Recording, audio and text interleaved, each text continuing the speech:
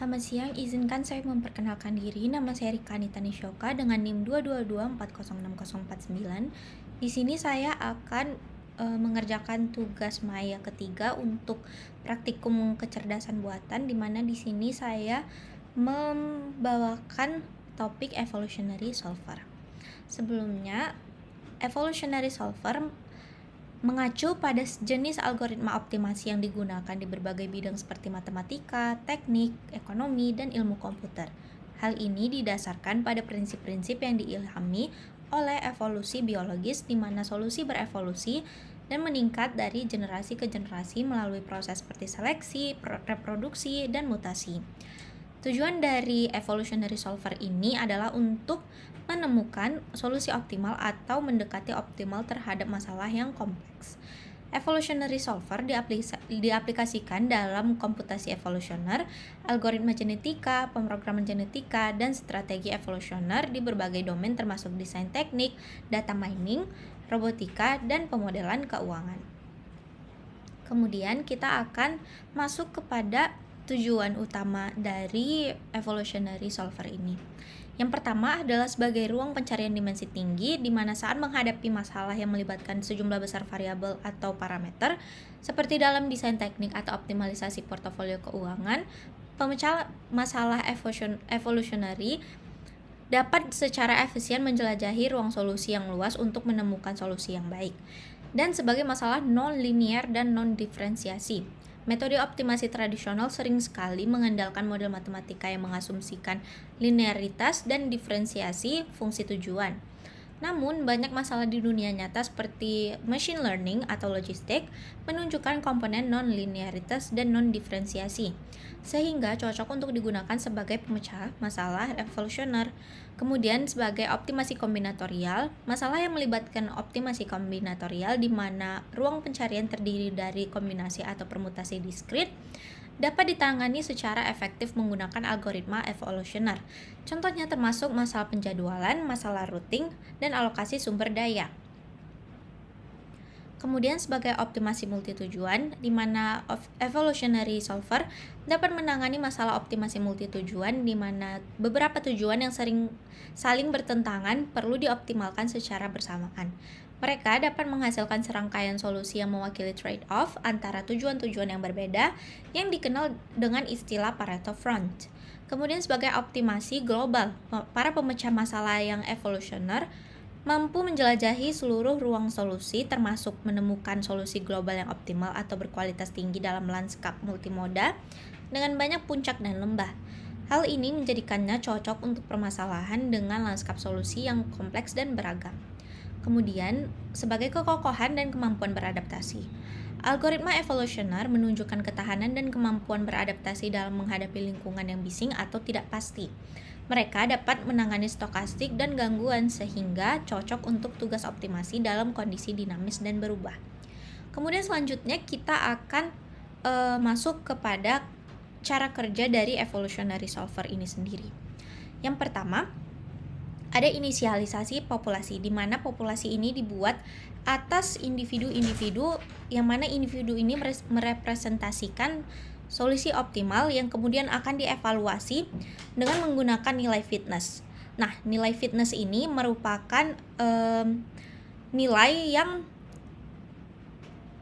menggambarkan seberapa baik suatu individu memenuhi atau mendekati solusi optimal dari masalah yang ingin diselesaikan. Setelah dievaluasi, individu ini akan selanjutnya diseleksi, yang mana pada seleksi ini dengan bertujuan untuk memilih parents atau orang tua yang digunakan untuk generasi selanjutnya, di mana proses seleksi ini sendiri juga dilakukan berdasarkan nilai fitnessnya. Dan setelah diseleksi dan terdapat orang tua atau parents untuk generasi selanjutnya, kemudian akan masuklah ke proses reproduksi, di mana proses reproduksi ini para parents akan menghasilkan individu-individu baru atau offspring yang dengan proses operasi crossover dan juga mutasi yang kemudian menghasilkan generasi baru. Dan pada generasi baru ini sendiri, langkah-langkah evaluasi, seleksi, dan reproduksi akan terus berjalan sesuai dengan menggunakan proses iterasi di mana proses akan berhenti ketika kondisi berhenti sudah tercapai, seperti sudah mencapai solusi optimal ataupun mencapai generasi maksimum, yang kemudian akan dilanjutkan dengan evolusi dan juga konvergensi, di mana ini mencakup evolusi populasi, yang mana populasi atau individu-individu terbaik cenderung akan bertahan dan juga berkembang dari generasi ke generasi, yang kemudian akan dilanjutkan dengan proses penyelesaian dan juga analisis, di mana penyelesaian ini setelah solusi optimal sudah tercapai atau sudah ditemukan set nilai optimal, set nilai terbaik, maka kemudian akan berhenti dan juga dianalisis untuk kebutuhan data selanjutnya, yang kemudian akan kita lanjutkan dengan algoritma genetika apa saja yang terdapat pada konsep evolutionary solver ini. Yang pertama ada individu, seperti yang sudah saya jelaskan tadi, yakni merepresentasikan solusi potensial dalam ruang pencarian, dan juga populasi yang merupakan kumpulan-kumpulan individu. Kemudian ada genetika, yakni representasi genetik dari individu-individu dalam populasi. Genetika ini mencakup struktur atau format data yang digunakan untuk menyimpan informasi individu, seperti kromosom, contohnya binary, integer, real valued, dan lain-lain, atau representasi lainnya. Yang kemudian ada nilai fitness, yakni ukuran yang menggambarkan seberapa baik atau buruk suatu individu dalam menyelesaikan masalah yang ingin dioptimalkan. Nilai fitness digunakan untuk menilai kualitas setiap individu dalam populasi. Dan kemudian proses seleksi. Proses ini memilih individu-individu terbaik dari populasi untuk menjadi parents dan juga orang tua untuk generasi berikutnya, di mana seleksi ini dilakukan dengan nilai fitness, dan dengan individu yang memiliki nilai fitness yang tinggi maka berpotensi untuk dipilih sebagai orang tua untuk generasi selanjutnya. Kemudian proses reproduksi ini menghasilkan individu baru atau offspring dari pasangan orang tua yang sudah dipilih.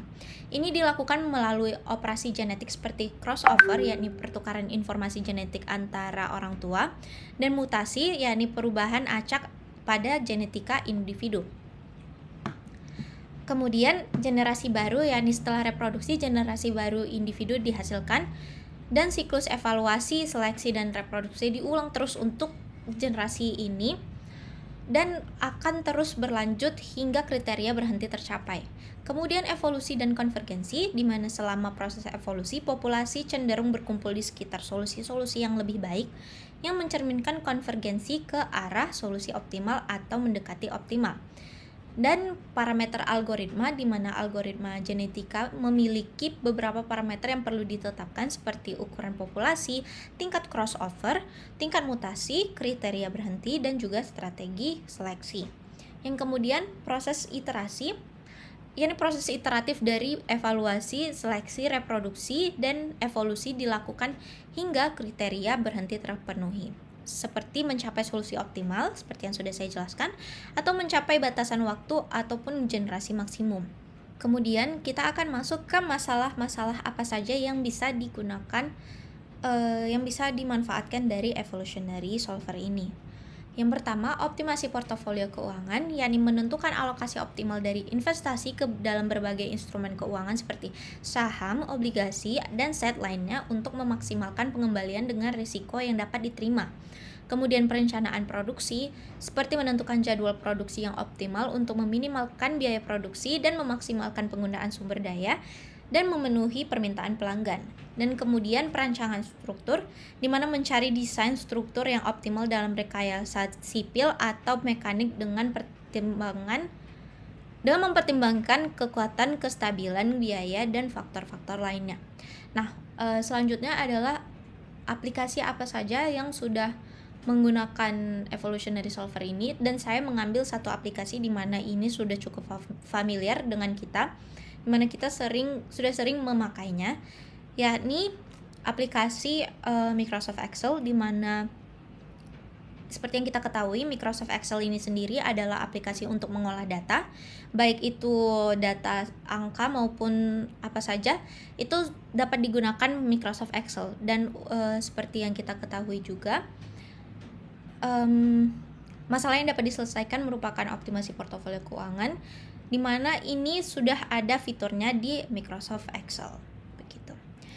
Jadi sekian dari presentasi saya, lebih dan kurang saya mohon maaf dan terima kasih sudah mau mendengarkan presentasi saya. Terima kasih.